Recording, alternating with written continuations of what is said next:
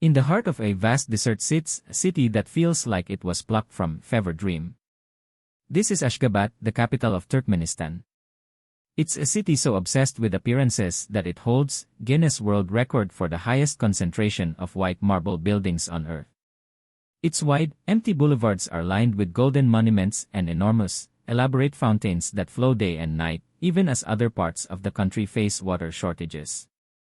For years, this city was the personal architectural playground of one man, dictator so eccentric, so absolute, that he didn't just rebuild city, he tried to rebuild reality itself.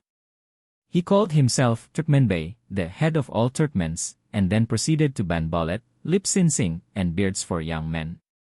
He even built 12-meter tall golden statue of himself on 75-meter high tripod, which rotated to always face the sun. How did one man's ego grow so powerful that he could build a city in his own image and rewrite the rules of a nation? This is the shocking story of Sapar Murat Knyazov and his marble Fantasyland.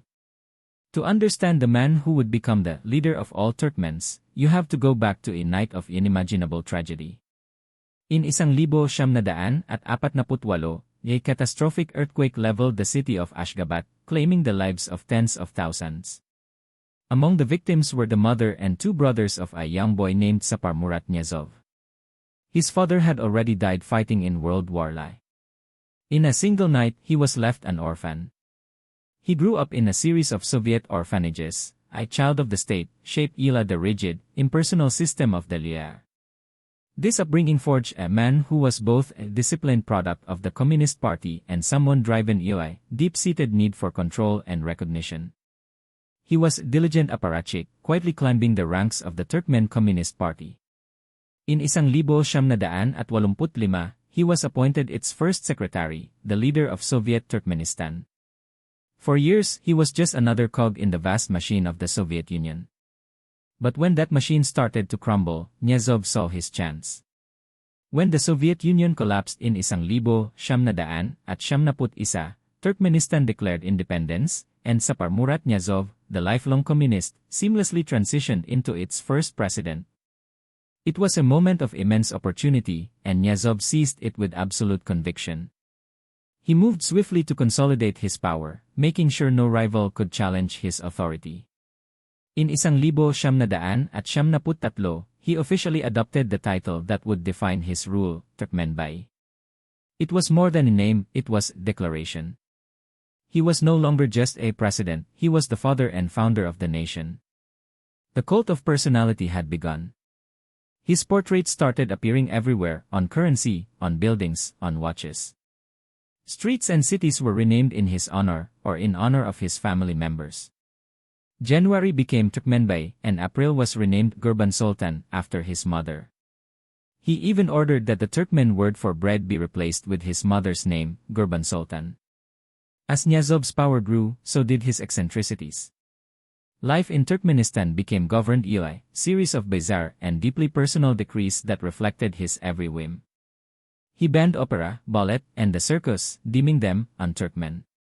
He outlawed lip-syncing at concerts and public events to preserve what he called musical authenticity.